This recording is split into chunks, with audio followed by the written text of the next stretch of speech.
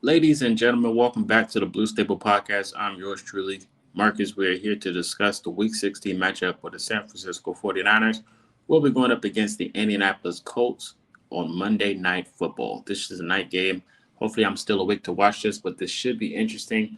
The 49ers coming in with a solid record of 10-6, and then the Colts still making the playoff push here, trying to get in at the end of the season with a 10-4 record for the 49ers. Sorry, and the Colts 8-6, still trying to make that playoff push. It's not fully out, but it is close to almost being done.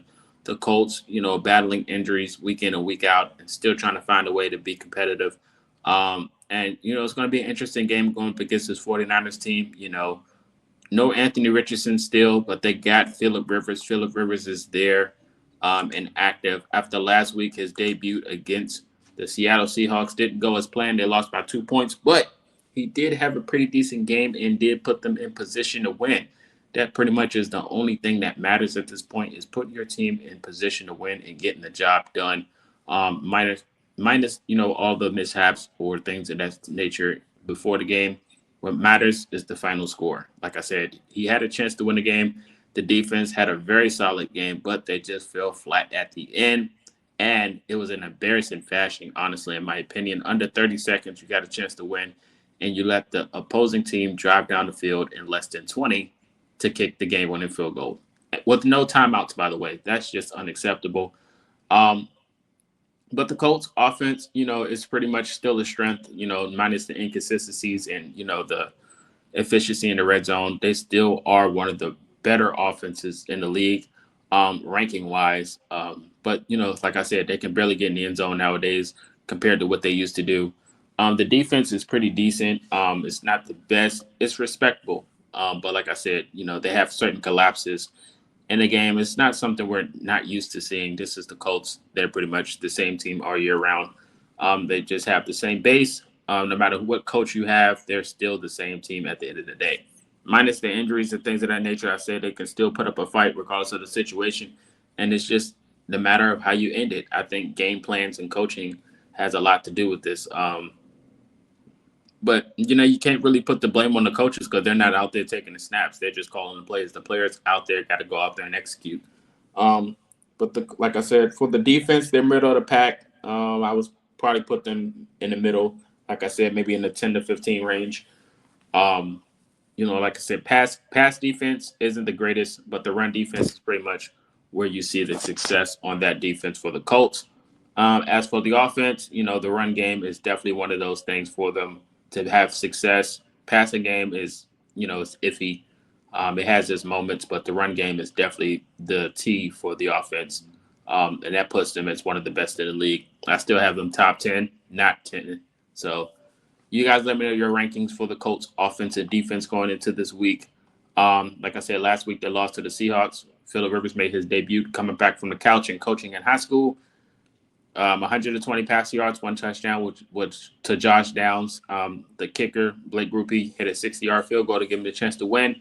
But the Seattle Seahawks responded in under 30 seconds, which marked them to losing the game, which is unfortunate. But this week, they're going up against the San Francisco 49ers. They are at home, the Colts, so they do have momentum and an advantage.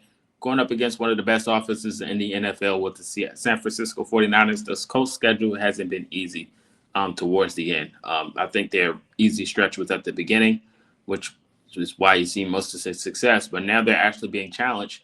They're putting up a fight, but they just cannot figure a way to win, which is unfortunate. They're on a 4-game losing streak, trying to get it snapped. They could have snapped it last week, but like I said, mishaps at the end. It is what it is. Going up against one of the best offenses, which is San Francisco. They average about 25 points per game. They got McCaffrey, Brock Purdy's back in action, and Jawan Jennings, who just had an amazing game last week against the Tennessee Titans, will be out there in full effect. I think last week when you seen the Seahawks game, Cooper Kupp was one of those guys to watch. Even Banner, the tight end, was amazing effect. You wonder what's going to happen this week with George Kittle, how they're going to manage that. So this should be an interesting matchup. I think both defenses are going to have to fight for their lives this week. But I think both offenses can see success just due to finding the weaknesses on defense.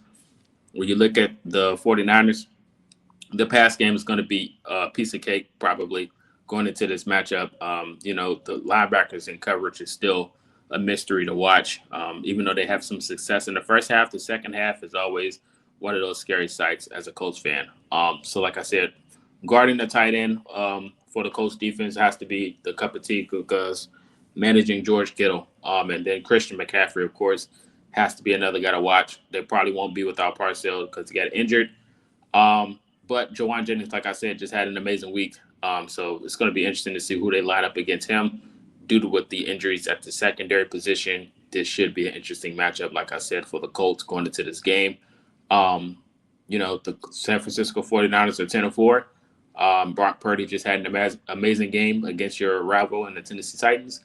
Their offense is elite, man. They definitely put up some points. So the Colts defense is going to have to go out there and put up another fight. They just put up a good fight against the Seahawks, which is one of the best teams in the league, offensively and defensively, and they held them to 18 points. So that says a lot. So, like I said, this Colts defense has been but don't break, even though they broke at the end of the game under 30 seconds. They can still put up a fight, and I still have faith in this team to win this game. But they got to be consistent and manage the ball wisely. That is going to be the thing, man. This Colts defense, this Colts offense, they can put up some yards, but they got to get in the end zone this week. They can't mess around and play with their food. Be disciplined on play calling, and I think game management is definitely a key. Being aggressive on fourth down and going forward. Like I said last week, it bit you again. Being aggressive in certain situations and just not, taking advantage of it. So, like I said, if you see points, take it. Especially against this week against another team that can put up a lot of points in a little bit of time. I say you'll take advantage of what you got. And like I said, your kicker just made a 60-yard field goal. So if it comes down to kicking a field goal, just take the points. You can't play around this week. And your playoff push is on the brink. It's on thin ice. So you want to win every game in the final stretch. So you got to pretty much be undefeated. And like I said, this is a huge test for this Colts offense going up against this 49ers defense and the Colts defense going up against the 49ers offense. This 49ers teams, especially on prime time, on the road, you got home field advantage. You got to take advantage of it. Philip, first game at home this year against the 49ers in his first game back in Lucas Oil. The last time he was there was no crowd. So this should be a good game for Phillip Rivers. I think it'll be a little bit more consistent for him going up against this 49ers team. We should see how he plays. I think it should be more of a balanced attack. The weak spots for the 49ers defense, I think, is the run game. So I think Jonathan Taylor should definitely be your go-to guy this game. You've seen it last week, how they try to get him involved. It's seen some success, too. So I think, just unleash him this week against this 49ers team if that's where weakness is. In the middle of the field is their weakness, too. So I'm expecting Alec Pierce to have a good week. He went missing last week. So I'm expecting Phillip Rivers to air it out a little bit more, but I'm hoping Jonathan Taylor will be that go-to guy. Phillip Rivers' record against the 49ers is undefeated. 12 touchdowns, 4 interceptions all time. And, he has 1,200 passing yards. So this should be a piece of cake for Phillip. Like I said, he's been on the couch for a while, but he is back in full effect.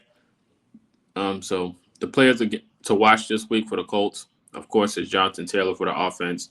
Alec Pierce is another guy I'm going to be watching this week, even though we know how Michael Pittman Jr. plays against this team, but it's going to be at home. I think Alec Pierce is going to have a lot of success this week besides Jonathan Taylor. And for the defense, I'm going to go with Jalen Jones. I'm going to see if Jalen Jones can have himself a good week against this team. And I'm going to go with Cam Bynum. Cam Bynum's another guy to watch to see if he can have a lot more help this week. Nick Ross, I would have mentioned him, but he's been stellar, so I don't even have to watch him really. But Cam Bynum and Jalen Jones are my go-to guys this week to have successful weeks. I have Kenny Moore as another person to watch, but I'm going to give you two. So he's going to be an honorable mention, Kenny Moore. But other than that, I'm going to go with Cam Bynum and Jalen Jones.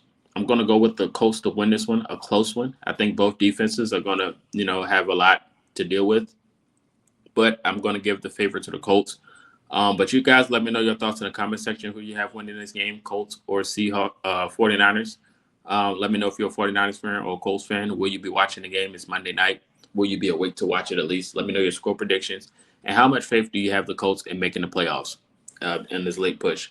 Let me know all these things in the comment section. This is Marcus. This is the Blue Stable. Follow us on all platforms.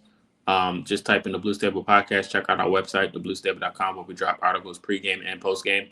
And check us out on game day. We might be live to watch the game. Just turn on your notifications. Other than that, that's all I got. You guys stay safe and enjoy the rest of the week and have a safe weekend.